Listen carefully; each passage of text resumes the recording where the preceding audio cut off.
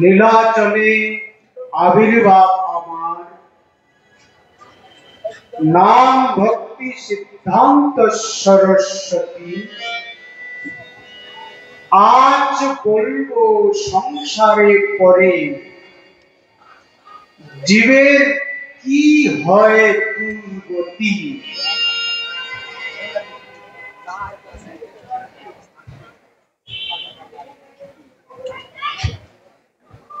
এই গায়ের সাধু আমি মন্দির করে হয়ে গেছি নিঃস্ব। ভালো ছেলে পেলে ভগবানের সেবা করার জন্য আমি করব শিষ্য।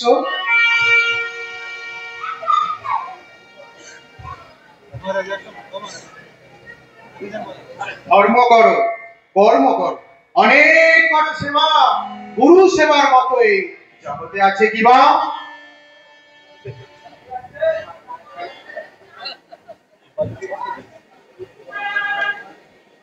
মধ্যবিত্ত মানুষ আমি, এই গায়ে বাস করি, সাধ্য মতো সেবা করব গুরু বৈষ্ণব হরি।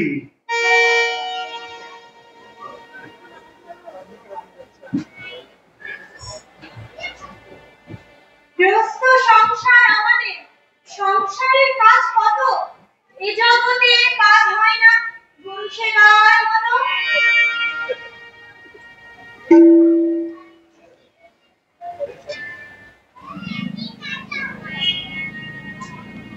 এই সংসারে আমি ভালোই ছিলাম বেশ, এই জামাইবাবুর কথায় বিয়ে করে জীবন হলো আমার শেষ।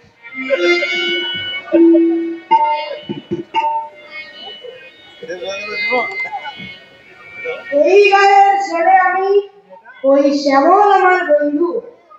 শ্যামল মেয়ে সাধু হতে সাহায্য করব, আমি হব না কিন্তু।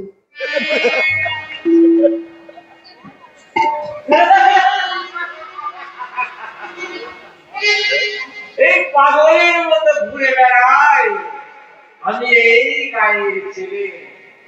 মহাজনের কীর্তনকে শোনাবো নাটকের ছলে।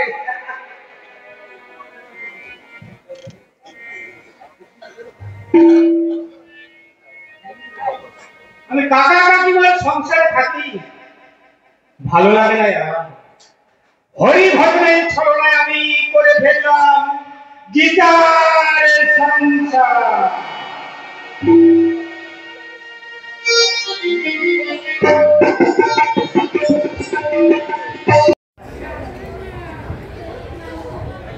আমি আপনাদের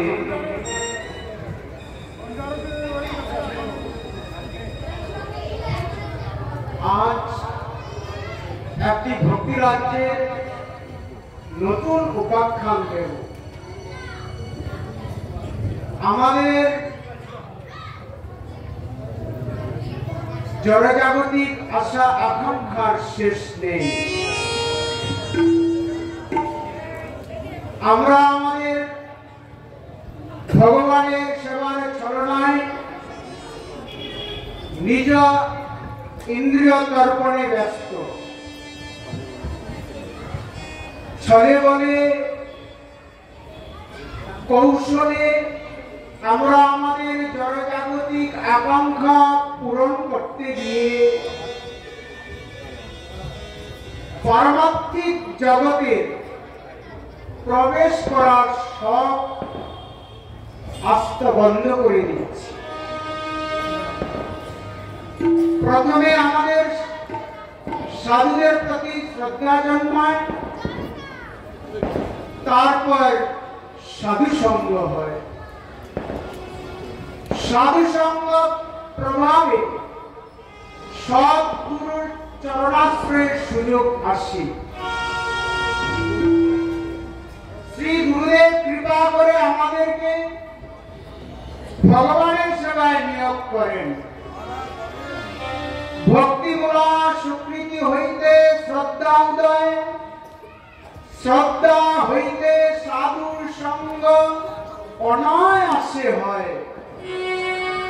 সাধু হইতে হয় অনর্থের ক্ষয়, অনর্থ কর্মিত হইলে নিষ্ঠার উদয়।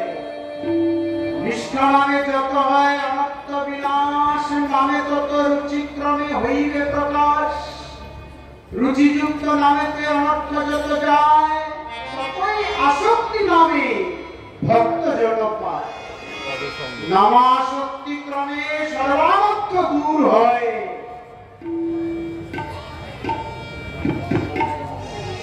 তবে ভাব হয় উদয়ে। অসৎসঙ্গ প্রভাবে কুটিনাটি বিচার করতে গিয়ে সেবার ছলনায় আমরা কিভাবে ধীরে ধীরে সংসার সমুদ্রে হাবুডুবু খেয়ে থাকি, তারই গীতার সংসার উপাখ্যান আপনারা অভিনয়ের মাধ্যমে দর্শন করুন।